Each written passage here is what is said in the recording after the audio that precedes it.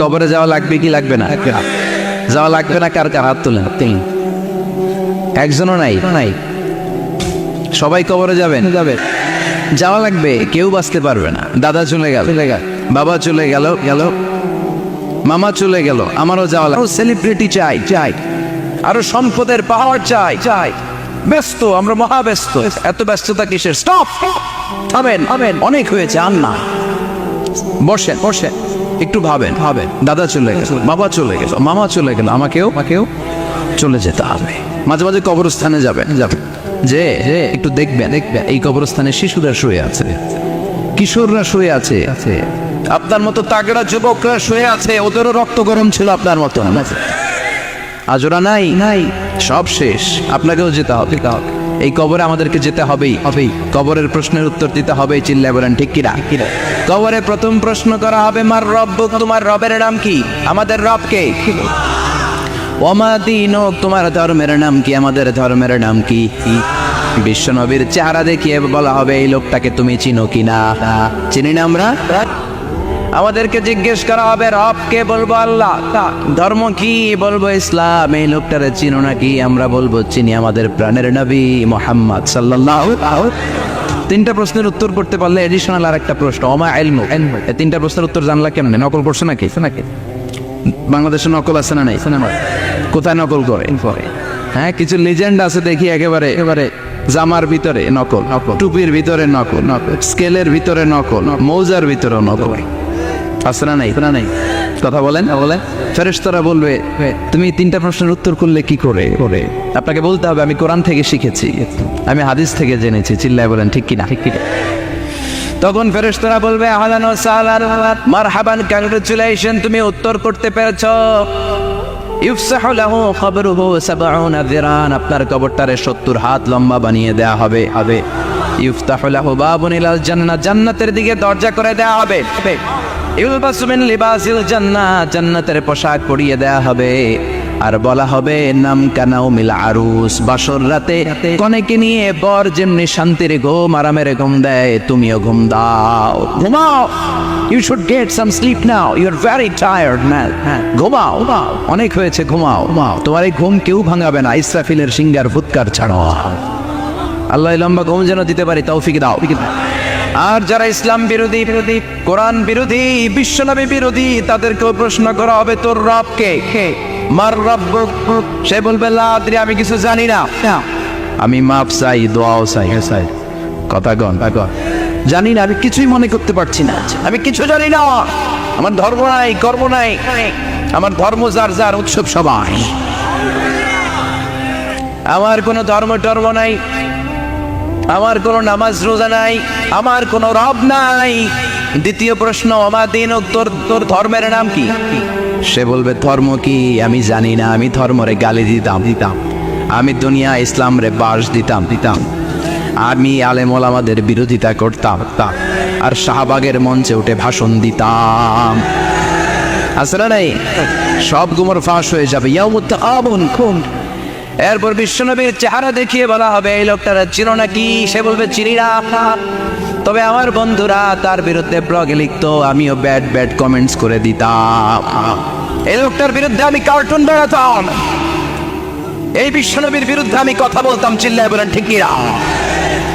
ফেরেশতারা বলবে, লা দারাইতা ওয়ালা তালাইতা, তুই কিছুই পারলি না, তুই তো কপাল পোড়া। ফায়ুতরাকু বিমাতারিকা মিন হাদিদ, লোহার হাতুড়ি দিয়ে পিটিয়ে ওর মাসেলগুলো থেতলে ফেলা হবে। ওয়াইকালু লিল আরদি ইলতাইমি, কবরের দুই পাশের মাটির বলা হবে, চাপ দেয়, এমন চাপ দিবে, ফাতাখতালিফা আদলাউহু, ডান পাশের পাজরের হাড্ডি বাম দিকে ঢুকে যাবে, বাম পাশের পাজরের হাড্ডি ডান পাশে ঢুকে যাবে। কিয়ামত পর্যন্ত এই মারামারি চলবে। আল্লাহ এরকম ভয়ঙ্কর পরিস্থিতি থেকে আমাদেরকে বাঁচাও। ওই কবরের আযাব থেকে বাঁচার দরকার আছে না নাই? বিশ্বনবী বললেন, যে ব্যক্তি রাত্রিবেলায় সূরাতুল মুলক তেলাওয়াত করবে, তার কবরের আযাব হবে না। ইন্না হাযিহি সূরাতুন আযীমা মানিআতুন মিন আযাবিল কবর, এই সূরাটা এমন সূরা, সাধারণ কোন সূরা না। এই সূরাতুল মুলক যে রাত্রিবেলায় তেলাওয়াত করবে, তার কবরের আযাব থেকে তারে বাঁচিয়ে দিবে কে? নাম্বার 1 ফাজিলাত স্ট্যাটাস মনে থাকবে তো? 2 নাম্বার স্ট্যাটাস শাফাআত লি সাহিবিহা, এই সূরার তেলাওয়াতকারীর জন্য কিয়ামতের দিন সুপারিশ করবে। কোরআন সুপারিশ করবে, চারটেখানি কথা না। কোরআন যদি আপনার বিরুদ্ধে দাঁড়ায়, আপনার জান্নাত ক্যান্সেল। আর কোরআন যদি আপনার ব্যাপারে আল্লাহর কাছে রেকমেন্ডেশন করে, জান্নাত আপনার জন্য ওয়াজিব করে দিবে কে? এজন্য বিষ্ণু বললেন শাফাআত লি সাহিবিহা, কিয়ামতের দিন তেলাওয়াতকারীর জন্য আল্লাহর কাছে সুপারিশ করবে। 2টা গেল। 3 নাম্বার বিষ্ণু বললেন খাসামাত আন সাহিবিহা, এই সূরাটা কিয়ামতের দিন এই সূরার তেলাওয়াতকারীর পক্ষ নিয়ে আল্লাহর সাথে ঝগড়া করা শুরু করে দিবে। আল্লাহর সাথে ডিবেট করবে, ঝগড়া করবে, যতক্ষণ না হাত্তা আদখালাহুল্লাহুল জান্নাহ। হাদিসের টেক্সট হচ্ছে যে যতক্ষণ না আল্লাহ তাআলা তাকে জান্নাতে না ঢোকায়, ততক্ষণ ওই সূরার তেলাওয়াতকারীর পক্ষ নিয়ে আল্লাহর সাথে বিতর্ক, ঝগড়া, তর্ক চলতেই থাকবে। সুবহানাল্লাহ। আরো আসতে বলে। আবার বিষ্ণু বললেন মান ক্বারা বিহা ফি লাইলাতিন ফাকাদ আকসারা ওয়া আতওয়াবা, রাত্রিবেলা এই সূরাটা যে তেলাওয়াত করবে পুরো রাত্রিটারে বরকতময় করে দিবে কে? এজন্য বিশ্বনবী আবদার করে, আবেদন করে আমাদের কাছে বলে গিয়েছেন, আমি চাই আমার প্রতিটা উম্মতের হৃদয়ে এই সূরাটা গাথা থাক। আমি চাই আমার প্রতিটা উম্মতের সিনার ভিতরে এই সূরার 30টা আয়াত গ্রথিত করা থাক। সুবহানাল্লাহ পড়েন। মাত্র 30টা আয়াত মুখস্থ করতে রাজি আছেন? 1 মাসে কয় দিন? প্রতিদিন একটা করে আয়াত মুখস্থ করলে এই সূরা মুখস্থ করতে লাগবে কয় দিন? হ্যাঁ, হোমওয়ার্ক এটা আপনাদের বাড়ির কাজ। যেহেতু ক্লাসে হোমওয়ার্ক দেওয়া যায় না, আরবিতে বলে আল ওয়াজিব আল মানজিলি। আমি গতানুগতিক তাফসীর করি না, আমি সমাজের খুঁতগুলো ধরে ডিসকাশনের মতো আমি করি। বিভিন্ন জেলায় যে ওখানকার ইয়াংদের সাথেও বসি, কথা বলি, এটাই আমার তাফসীর, এটাই কোরআনের এক্সপ্লেনেশন আর ইন্টারপ্রিটেশন। এতেই মানুষ উপকৃত হয় বেশি। চিল্লা এখন ঠিক কিনা?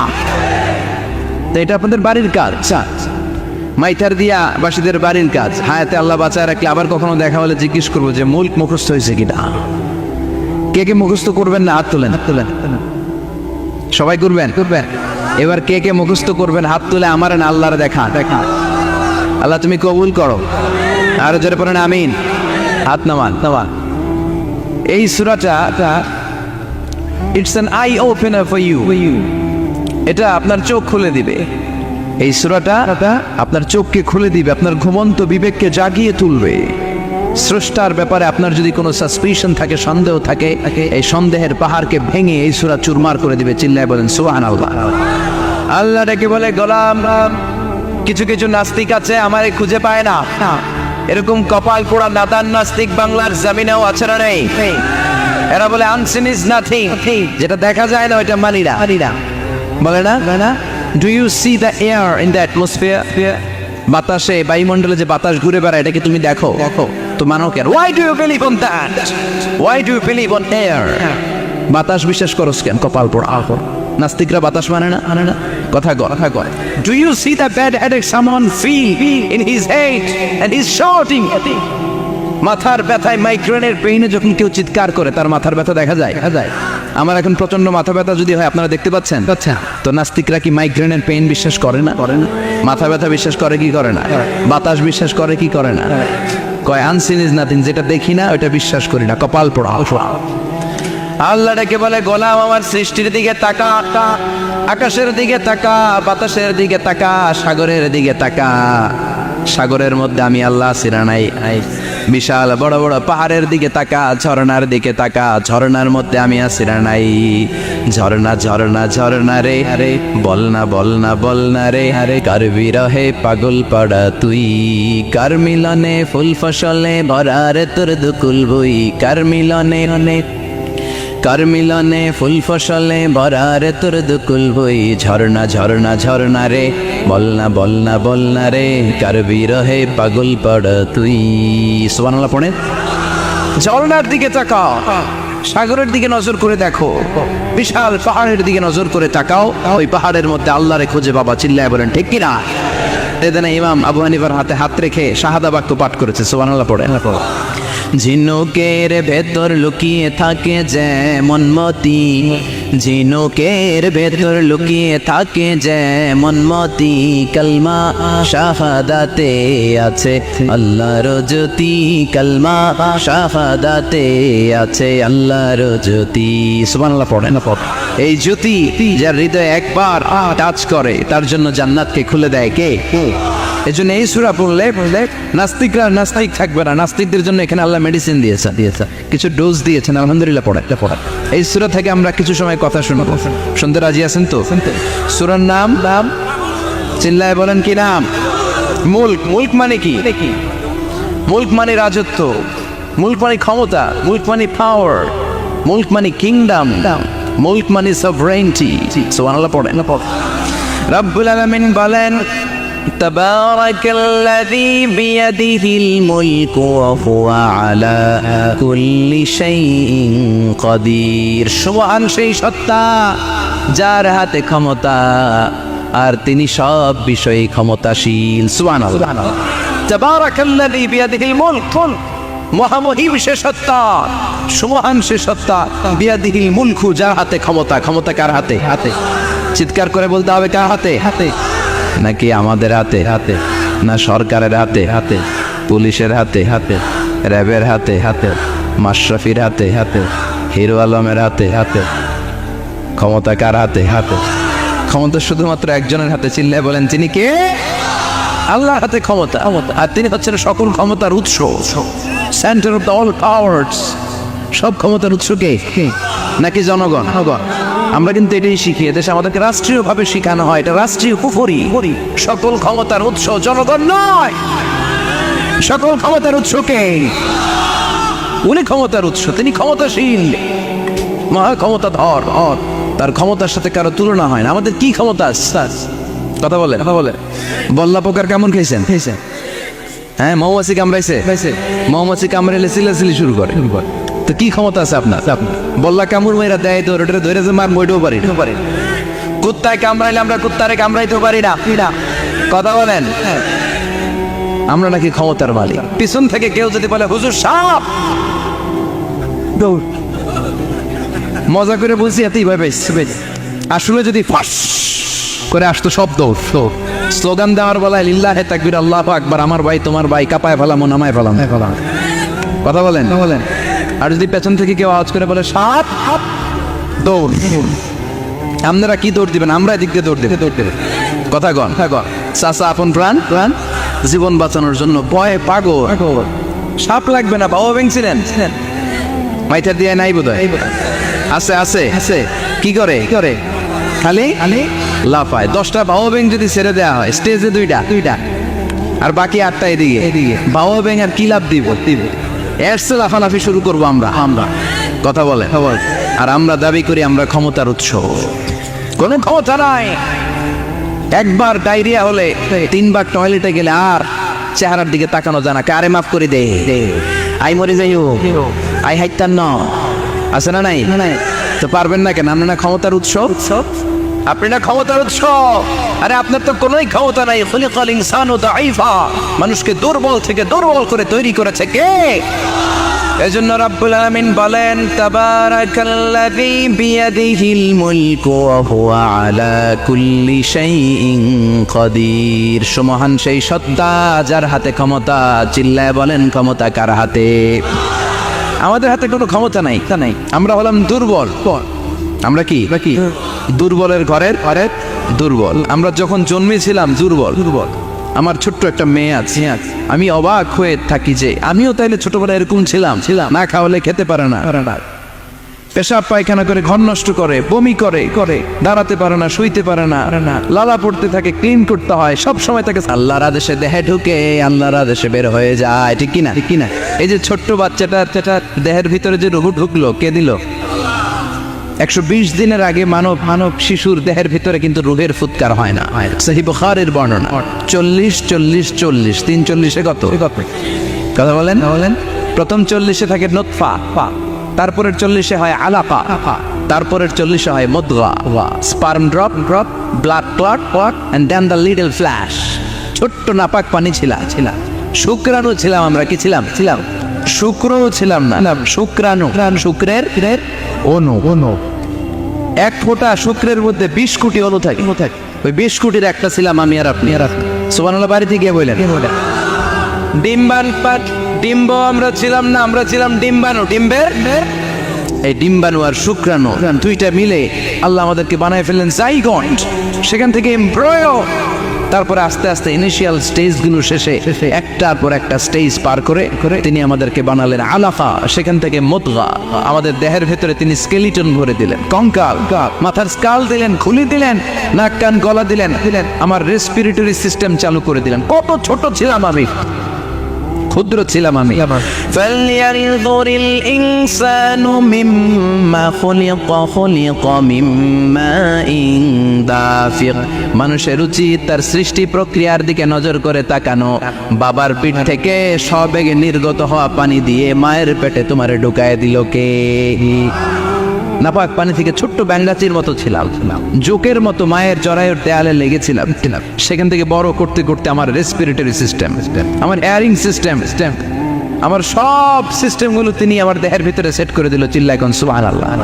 120 দিনের সার্টেন পিরিয়ড শেষে তিনি দেহের ভিতরে রূহের ফুৎকার দিলেন। দেয়া মাত্রই আমার রুহুতে ধপ ধপ ধপ ধপ ধপ ধপ শুরু হয়ে গেছে। ওই যে ধপ ধপ শুরু হয়েছে, আজও থামে নাই। এই ধপ ধপ থামলে বাঁচবেন, দম ফুরাইলে আমরা ঠুস হয়ে যাবো, ঠিক কিনা? হায় রে মানুষ রঙিন ফানুষ, দম ফুরাইলে তবু তো ভাই কারোরই নাই একটুখানি। হায় রে মানুষ রঙিন ফানুষ, রঙিন ফানুষ, হায় রে মানুষ। সুবহানাল্লাহ বলেন। সে আল্লাহ বললেন, গোলাম, জীবন আর মরণের মাঝখানে আমি তৈরি করেছি রুহু। পৃথিবীর বিজ্ঞানীরা সব বানাতে পারে, কম্পিউটার বানাতে পারে, প্লেন বানাতে পারে, হেলিকপ্টার বানাতে পারে, রকেট বানাতে পারে, কিন্তু গোটা বিশ্বের সব বিজ্ঞানীরা মিলে কি রুহু বানাতে পারে নাকি? কথা বলেন। গত বছর সোফিয়া নামে একটা রোবট আসছিল না? কথা গণ। ওটা মাথা উঁচু করে নিচু করে কথা বলতে চায়, মানুষের মতো হতে চায়। আসলে কি মানুষ? ওটার মধ্যে কি রুহু আছে? রুহু বানাইতে পারবে কেউ? এই রুহু নিয়ে যে কত গবেষণা, মুমূর্ষ রোগীদের উপর গবেষণা চালিয়েছে অনেক। বুলেট প্রুফ গ্লাসের ভিতরে মুমূর্ষ রোগীকে রেখে তারা চেক করতে চেয়েছে আমেরিকান বিজ্ঞানীরা যে রুহু কোন দিক দিয়ে বেরোয়। তারা ওজন করে দেখে, মানুষ মরে গেলে কোন লাশের ওজন বেড়ে যায়, কোন লাশের ওজন কমে যায়। যেটাতে কমে গেছে 2-1 কেজি কমে যায়, আর অবাক কি আগে ছিল 80 কেজি, এখন 78 কেজি, তার মানে 2 কেজি না, এটাই রুহু। এটাই কি? এটা হচ্ছে গবেষণার ধাপ। অনেকগুলো মডিউল তারা আনে, অনেক মুমূর্ষ রোগীকে গ্লাস ফিটিং করা, ইন্টেন্সিভ কেয়ারে রেখে তারা অবজার্ভ করে, আর অক্সিজেন মাস্ক খুলে দিয়ে তারা দেখে যে লোকটা ছটফট করে কিভাবে মরে। মরার আগে ওজন মাপছিল 80 কেজি, মরে গেছে পরে আবার ওজন দিয়ে দেখে 78 কেজি। কমছে কয় কেজি? বিজ্ঞানী কয় পাইছে। সবাই কয় কি পাইছে? কয় রুহু। কই পাইলেন? কয় আগে 80, এখন 78, 2 কেজি। রুহুর ওজন কয় কেজি? তো বিজ্ঞানীদের সিস্টেম হচ্ছে যে কোনো একটা বিষয়ের উপর গবেষণা চালালে তারা পূর্ণাঙ্গ ডিসিশনে পৌঁছতে পারে না। They couldn't jump to the final conclusion just on one module, based on one module. They cannot do it. তাদের অনেকগুলো মডিউল আনতে হয়। তারা আবার নমুনা আনলো আরেকটা। মুমূর্ষ রোগী, অক্সিজেন চেম্বার লাগানো, মাস্ক লাগানো, এটা খুলে ফেললে মরে যাবে। বুলেট প্রুফ করা গ্লাসের ভিতরে ঢুকিয়ে এটার ওজন মাপ, এটার ওজন 60 কেজি। এবার মাস্ক খুলছে, ছটফট করে, এটা শেষ। এবার মাপ দেখ, এবার মাইপা দেয়া গেছে 63 কেজি। ঠিক আছে, কয় কেজি বাড়ছে? এক একটার এক এক সিস্টেম হইতেছে, কোনোটা কমে, কোনোটা বাড়ে, কোনোটা কিচ্ছু হয় না। সবাই কয় তাইলে আপনি রুহু পাইলেন কই? আগেরটা কম ছিল, মনে করছিলেন 2 কেজি কমছে, ওইটাই রুহু এখন 3 কেজি বাইরে গেছে। মিলাইবেন কি দিয়া? কথা গন। আল্লাহ ডেকে বলে, গোলাম, কিয়ামত পর্যন্ত একটার পর একটা মুমূর্ষ রোগীকে বুলেট প্রুফ গ্লাসের ভেতরে ঢুকাতে পারবি, গবেষণা করতে পারবি, মাগার রুহু খুঁজে পাবি না। চিল্লায় বলেন ঠিক কিনা? কারণ এই রুহুর মালিক কে? সে আল্লাহ বললেন, আল্লাযী খালাকাল মাউতা ওয়াল হায়াতা লিয়াবলুয়াকুম আইয়ুকুম আহসানু আমালা। জীবন আর মৃত্যু বানালাম তোমাদেরকে পরীক্ষা করার জন্য। পরীক্ষা আছে না নাই? গোটা দুনিয়াটাই পরীক্ষা। আল্লাহ যারে পছন্দ করে বেশি তার পরীক্ষাও। আশাদ্দুন নাসি বালাআন আল আম্বিয়া। এই পৃথিবীতে আল্লাহ সবচেয়ে বেশি বালা মুসিবত দিয়ে পরীক্ষা করেছেন নবীদের। কারণ নবীরা আল্লাহর কাছে কম প্রিয় না বেশি প্রিয়? যেহেতু প্রিয় বেশি, পরীক্ষাও। এজন্য মুমিনের উপর যদি পরীক্ষা আসে, মুমিনের উপর যদি অত্যাচার আসে, মুমিনের উপর যদি ধৈর্যের পরীক্ষা আসে, জেল জরিমানা আসে, মুমিন ওইটারে ভয় পায় না। মুমিন ভয় পায় একজনকে, চিল্লায় বলেন তিনি কে?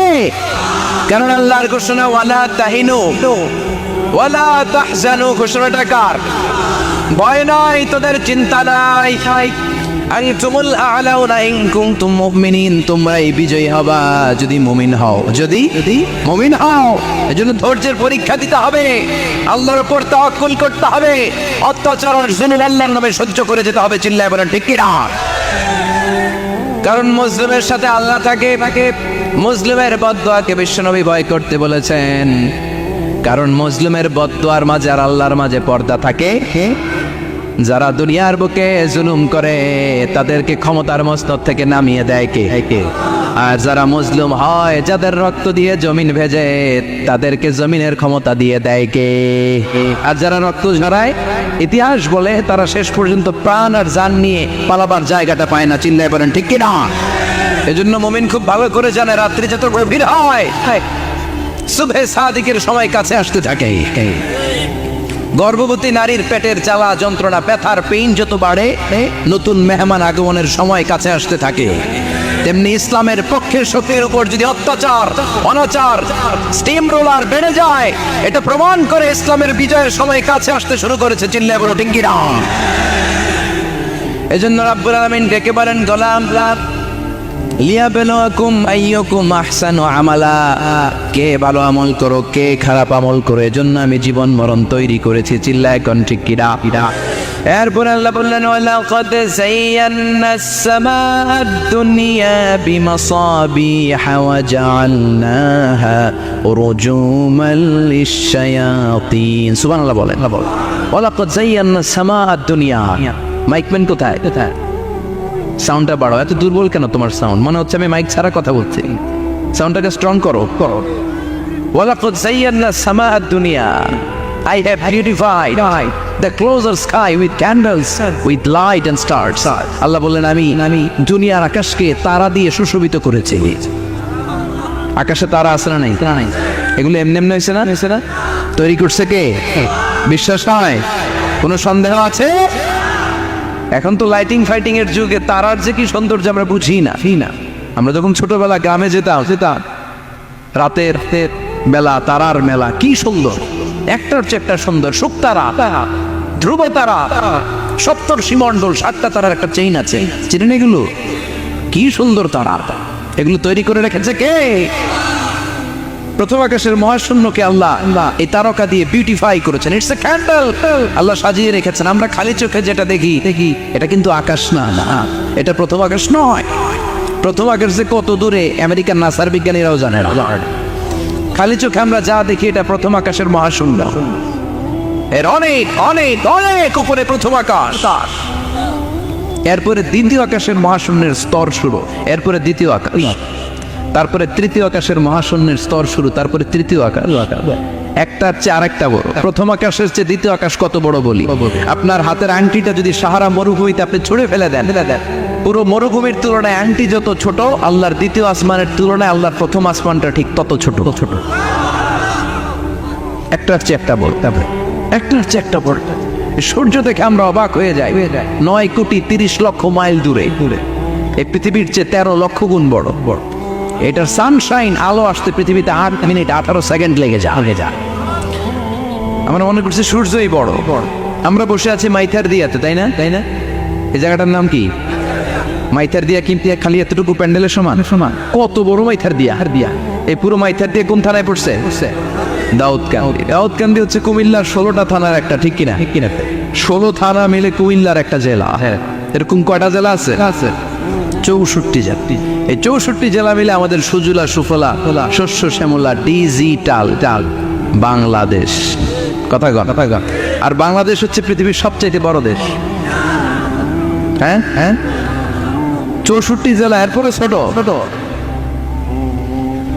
যাদের অ্যাটলাস ম্যাপ নিয়ে যাদের ধারণা আছে, তারা দেখবেন বাংলাদেশ এই শব্দটা লেখার জায়গাও আমরা পাই না। মানচিত্রে বাংলাদেশ শব্দটা লেখার জায়গা পায় না।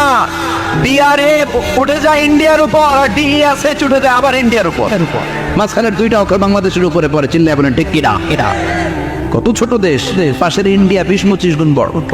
ইউরোপ আমেরিকার অনেক দেশ আছে, আমেরিকায় বাংলাদেশের চেয়ে শতগুণ বড়, কানাডা কয়েকশো গুণ বড়, রাশিয়া কয়েকশো গুণ বড়। এরকম প্রায় 200 দেশ নিয়ে পৃথিবীর স্থলভাগ আর 70 ভাগ হচ্ছে শুধু পানি। এই সব মিলে আমাদের এই পৃথিবী। আর এত বড় পৃথিবীর চেয়েও নাকি সূর্য 13 লক্ষ গুণ বড়। তার মানে সূর্যই বড়? না, সূর্যের চেয়ে অনেক বড় তারা আছে। সূর্যের পরে পৃথিবীর সবচেয়ে কাছের যে তারা বা স্টার, ওটার নাম হচ্ছে প্রক্সিমা সেন্ট্রাই। নাম কি? প্রক্সিমা সেন্ট্রাই। এরপরে আলফা সেন্ট্রাই এ, আলফা সেন্ট্রাই বি, ইটা ক্যারিনা, বেটেলজিউস, এরকম একটার পর একটা তারা। যেই সূর্য পৃথিবীর চেয়ে 13 লক্ষ গুণ বড়, বেটেলজিউস নামে একটা তারা আছে, ওটা সূর্যের চেয়ে 33 কোটি গুণ বড়। তার মানে কি বেটেলজিউসই সবচেয়ে বড় না? ছোট্ট একটা তারা। এই বেটেলজিউসরে খেয়ে ফেলাইতে পারে এরকম 1000 কোটি গুণ বড় সাইজের তারা আছে না নাই? এরকম কয়েক বিলিয়ন তারা নিয়ে আমাদের গ্যালাক্সি গঠিত। আমাদের গ্যালাক্সি, এটার নাম মিল্কি ওয়ে। এটার নাম কি? আমাদের গ্যালাক্সি। এই গ্যালাক্সিতে আমাদের অবস্থান। এরকম কত হাজার কোটি গ্যালাক্সি আছে, আমেরিকার নাসার বিজ্ঞানীরাও জানেন। আমাদের গ্যালাক্সির সবচেয়ে কাছের যে গ্যালাক্সি, ওই গ্যালাক্সিটার নাম হচ্ছে অ্যান্ড্রোমেডা। কি নাম? অ্যান্ড্রোমেডা। আমাদের গ্যালাক্সি থেকে কেউ যদি কাছের গ্যালাক্সি অ্যান্ড্রোমেডাতে যেতে চায়, তার 2.5 মিলিয়ন লাইট ইয়ার্স সময় লেগে যাবে। কথাটা কঠিন হয়ে গেছে, আমি ভেঙে বলি, তারপরে সুবহানাল্লাহ কই। আমাদের গ্যালাক্সির নাম মিল্কি ওয়ে। মিল্কি ওয়ে থেকে যদি কেউ অ্যান্ড্রোমেডাতে যেতে যায়, কত সময় লাগবে? 2.5 million light year. Light year মানে আলোক বর্ষ। আলোর গতিতে যদি ছোটা যায়, 2.5 মিলিয়ন মানে হচ্ছে প্রায় 25 লক্ষ। তাহলে পৃথিবীতে সবচেয়ে দ্রুতগামী যে বিষয়টা আবিষ্কৃত হয়েছে সেটা হচ্ছে আলো। এই যে লাইট মারলে যে ছুটে, এই লাইট প্রতি সেকেন্ডে 1,86,000 মাইল বেগে ছুটতে পারে। 1 মিনিটে না, 1 ঘন্টা না, 1 মিনিটে না, 1 সেকেন্ডে আলো চলে যায় কয় মাইল? 1,86,000। খুঁটিয়ে চিন্তা আপনি কল্পনা করতে পারেন? হয়তো মাথা নাড়াইতেছে না। এটা কি কল্পনা করা যাবে? আমার তো তার ছেড়ে যাচ্ছে। 1 সেকেন্ডে নাকি আলো ছুটে 1,86,000 মাইল বেগে। 1 সেকেন্ড শব্দ কইতে তো 2 সেকেন্ড লাগে। কথা কন। এর মধ্যে আলো চলে গেছে 1,86,000 মাইল।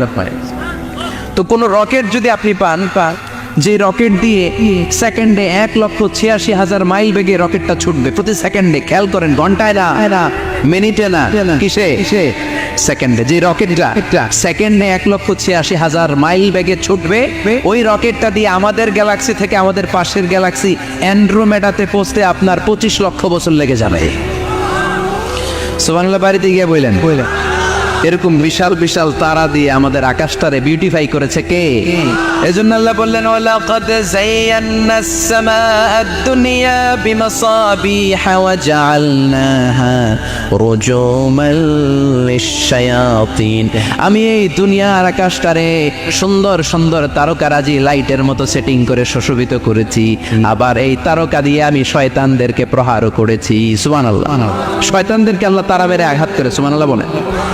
এরপরে এই সূরার প্রথম রুকুর শেষে আল্লাহ বললেন, وَأَسِرُّوا قَوْلَكُمْ أَوْ اجْهَرُوا بِهِ إِنَّهُ عَلِيمٌ بِذَاتِ الصُّدُورِ أَلَا يَعْلَمُ مَنْ خَلَقَ وَهُوَ اللَّطِيفُ الْخَبِيرُ। আল্লাহ বললেন, وَأَسِرُّوا قَوْلَكُمْ, তোমরা যদি গোপনে কথা বলো, আও ইজহারু বিহি, কিংবা স্পষ্ট করে বলো, সব শোনে কে? আপনি যেমনি বলেন শুনবে কে? বলেনই নাই, শুধু মনে মনে ভাবছেন, শুনবে কে? সুবহানাল্লাহ কইবেন না? সাত আকাশের উপরে, আরশের উপরে তার অবস্থান, সাত জমিনের নিচে কোনো গোপনতম প্রকোষ্ঠে, কোনো ছোট্ট বাক্সের ভেতরে যদি কোনো পিপিলিকা নীরবে হেঁটে যায়, আল্লাহ বলে আমি ওই পিঁপড়ার হেঁটে চলার পায়ের আওয়াজটাও শুনতে পাই। এজন্য কেউ যেটা শোনে না, শোনে কে?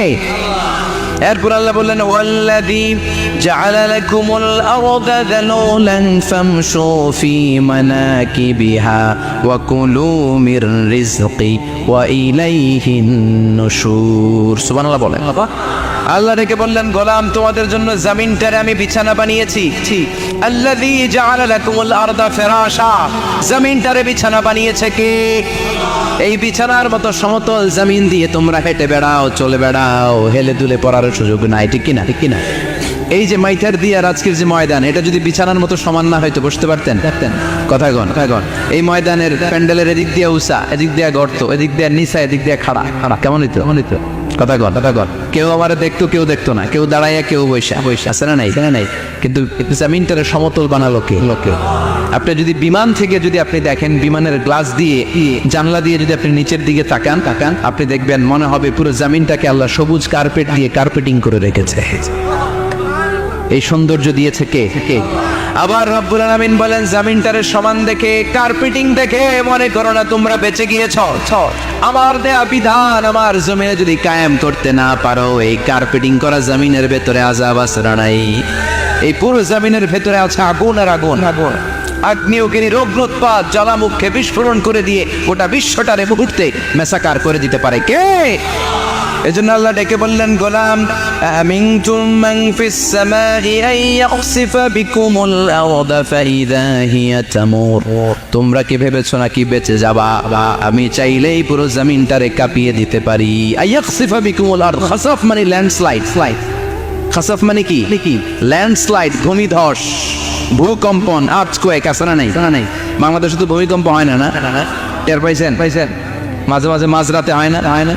3টার দিকে নিজেই দৌড় দিব না, বাচ্চারা লইয়া দৌড় দিব, লুঙ্গি পইরা দৌড় দিব না, লুঙ্গি সারা দৌড়াবো। এই ভূমিকম্প আছে না নাই? আল্লাহ বলে, মনে করো না জমিনটা সমতল, কার্পেটিং করে দিয়েছি, এই কার্পেটিং এর ভিতরেও আগুনের দলা আছে না নাই? আবার আল্লাহ বললেন, আমিনতুম মান ফিস সামাই আন ইউরসিলা আলাইকুম হাসিবা, নিচে যেমনি কার্পেটিং করা জমিনের ভেতরে অগ্নুৎপাত রেখে দিয়েছি, মাথার উপর থেকে আযাব দেওয়ার সুযোগ আছে না নাই? চাইলে আল্লাহ অগ্নি বৃষ্টি দিতে পারে, আগুন বৃষ্টি দিতে পারে, ঠান্ডার বজ্রপাত দিতে পারে। আপনারা লূত আলাইহিস সালামের কওমের নাম শুনেছেন? তারা হোমোসেক্সুয়ালিটি, সমকামিতা করত। ফলে আল্লাহ তাআলা বিশাল এক চিৎকার মেরে সাইয়েদনা জিবরাইলের মাধ্যমে পুরো জমিনটারে শেষ করে দিলেন। ফাজআলনা আলিয়াহা সাফিলাহা ওয়া আমতারনা আলাইহিম হিজারাতাম মিন সিজিল, তাদের অপকর্মের কারণে জর্ডানের ওই এলাকাটাকে আল্লাহ বললেন, জিবরাইল এলাকাটারে হাতে তুলে নে, আকাশের উপরে তুলে পুরো এলাকা সহ মানুষ সহ জমিনের মধ্যে গেড়ে দে। জমিনের নিচের মাটি উপরে নিয়ে গেল কে? উপরের মাটি নিচে নিয়ে গেল কে? পুরো জায়গাটা এখন ডেড সি হয়ে গেছে। কিসি ডেড সি নাম শোনেন নাই বোধহয়? আজকে শুনে রাখেন, এটারে বলে মৃত সাগর। এটা গজবের জায়গা, ওখানে মানুষও ডুবে না। লবণের ডেনসিটি, সল্টের ডেনসিটি এত হাই, এই পানির মধ্যে এত গজব, এর মধ্যে কোনো মাছ জন্মায় না, চিংড়ি জন্মায় না, কাঁকড়া জন্মায় না, ব্যাঙ হয় না, শ্যাওলা হয় না, কিচ্ছু বাঁচে না। এটা গজবের জায়গা, চিন্তা করেন, ঠিক কিনা? যে আল্লাহ জর্ডানের এলাকাটারে ধ্বংস করে দিল, ওই আল্লাহ আজও আছে না নাই? এই জন্য নিজ দিয়ে তিনি যেমনি আযাব দিতে পারেন, ভূমিকম্প দিতে পারেন, জলোচ্ছ্বাস দিতে পারেন, উপর থেকে তিনি শিলাবৃষ্টি দিতে পারেন কি পারেন না? মাইটার দিয়ে কখনো শিলাবৃষ্টি হয়েছিল? হ্যাঁ, ফসল ক্ষেত শেষ করে দেয় না? ছাগল টাগল মরে যায়। ছাগল যদি ইয়েতে থাকে ক্ষেতের মধ্যে, বড় শিলা মাথায় পড়লে শেষ, মানুষও শেষ, টিনের চালও শেষ। কথা কন। এরপরে আল্লাহ যদি উল্কা বৃষ্টি পাঠায়, উল্কা যদি পড়ে কই যাবে? কোথায় যাবেন আপনি? উল্কা চিনেন? মহাশূন্যে বিশাল পাথরের খণ্ড ঘর্ষণ খেয়ে পৃথিবীর ভেতরে ঢুকে যায়। এই পৃথিবীতে সবচেয়ে বড় উল্কাপিণ্ড পড়েছে সাউথ আফ্রিকাতে। সাউথ আফ্রিকার একটা সিটি আছে, হোবা সিটি। এই হোবা শহরে 60 মেট্রিক টন ওজনের একটা উল্কা পড়েছিল, যেখানে পড়েছে পুরো জায়গাটা বিশাল খাদ হয়ে গিয়েছে। এরকম একটা উল্কা যদি এখানে পড়ে আজকে, বাঁচার উপায় আছে? যে বিল্ডিং এ আমরা থাকি, রাতের বেলায় ঘুমাই আর দুম্মা চলে ধুম দেখি রাতে, ওই বিল্ডিং এ যদি একটা পড়ে, কথা গন, ডান্স ক্লাব গুলোর উপর যদি পড়ে, পতিতালয় যেগুলো আছে ওগুলা যদি পড়ে, যে হোটেল গুলার মধ্যে আকাম কুকাম হয় ওইটার উপর যদি পড়ে, নাকি আল্লাহর এখন দেয়ার ক্ষমতা নাই? তা নাই। কথা কন। তার মানে বেঁচে গেছো, পার পেয়ে গেছো মনে করো না, নিজ দিয়েও আযাব আছে, উপর দিয়েও আযাব আছে। চিল্লায় বলেন ঠিক কিনা? এজন্য ভয় পেতে হবে একজন সত্তাকে, তিনি কে? সব ক্ষমতার মালিককে। এরপরে আল্লাহ বললেন আওয়ালাম ইয়ারাউ ইলা আত-তায়রি ফাওকাহুম সাফাতিন ওয়া ইয়াকবিদনা মা ইউমসিকুহুন্না ইল্লা রাহমান ইন্নাহু বিকুল্লি শাইইন বাসীর। সুবহানাল্লাহ বলেন। আল্লাহ বলেন তোরা নাস্তিক হস কেমন করে? মানুষ নাস্তিক হয় কেমন করে? মানুষ কি মুক্ত বিহঙ্গের দিকে নজর করে তাকায় না? আকাশে মুক্ত বিহঙ্গ নাই তো নাই? বিহঙ্গ বুঝছেন তো? পাখি পাখি পাখির কথা কোরআনে বললো কে? সুবহানাল্লাহ কইবেন না? ওয়া আরসালা আলাইহিম তায়রান আবাবিল, আবার কাবা ভাঙতে এলে পাঠাও আবাবিল। দাও খোদা দাও আমায় আবার ওমর দারাজ দিল, দাও খোদা দাও আমায় আবার ওমর দারাজ দিল। সুবহানাল্লাহ পড়েন। এই যে আল্লাহ বললেন ওয়া আরসালা আলাইহিম, তারপর তায়রান আবাবিল, তায়ের মানে পাখি, তায়ের মানে কি? আবার জান্নাতে যারা যাবে তাদেরকে পাখির ভুনাগোশত খাওয়াবে কে? জান্নাতে যাওয়ার সাথে সাথে প্রথমে আল্লাহ আপনাদেরকে মেহমানদারি করবে মাছের কলিজা দিয়ে। খাইবেন? মাছের কলিজার কথা শুনে জিভে পানি আসছে নাকি? আউয়ালু তাআমিন ইয়াকুলুহু আহলুল জান্নাতি ফাজিয়াদাতু কাবিদিল হুত। প্রথমে মাছের কলিজা, এরপরে পাখির ভুনাগোশত। তার মানে পাখির কথা কোরআনে আছে না নাই? আবার সাইয়েদনা সুলাইমান আলাইহিস সালামের একটা পাখি ছিল, ওইটার নাম কি ছিল? হুদহুদ পাখি। মাথার উপর দিয়ে চলতো, আর ওইটার চোখে জুমিং পাওয়ার আল্লাহ এত বেশি দিয়েছিল, এটা জামিনে নজর করলে বুঝতে পারতো কয় হাজার ফিট নিচে পানি আছে, পানিটা মিষ্টি না লবণাক্ত না কেমন দেখে দেখে মুহূর্তের মধ্যে সাইয়েদনা সুলাইমানের কাছে সব তথ্য সরবরাহ করে দিত। সুবহানাল্লাহ। এজন্য আল্লাহ বললেন নাস্তিকগুলো কি পাখির দিকে তাকায় না? এই পাখির দিকে তাকালে পাখির রব আল্লাহরে খুঁজে পাওয়া যায়। পাখির দিকে তাকালে, মুক্ত বিহঙ্গের দিকে তাকালে কেমন করে পাখিগুলো উড়ে যায়। এই পাখিগুলো আকাশে ধরে রাখে কে? মা ইউমসিকুহুন্না ইল্লা রাহমান। ওই রহমান ছাড়া কেউ পাখিগুলোর শূন্যে ধরে রাখতে পারে না। কত শত আয়াতে যে আল্লাহ পাখির কথা বলেছেন হিসাব নাই। কত ধরনের পাখি যে আল্লাহ বানিয়েছেন কোনো হিসাব নাই। আপনারা ঘরে জিওগ্রাফিক্যাল চ্যানেলগুলো দেখেন? হ্যাঁ না জি বাংলা দেখেন? স্টার জলসা, কিরণমালা কি দেখেন? জিওগ্রাফিক্যাল চ্যানেল দেখবেন, ওখানে দেখবেন একটা পাখি আল্লাহ তৈরি করেছে, পৃথিবীর সবচেয়ে ছোট পাখি, নাম হলো হামিং বার্ড। কি নাম?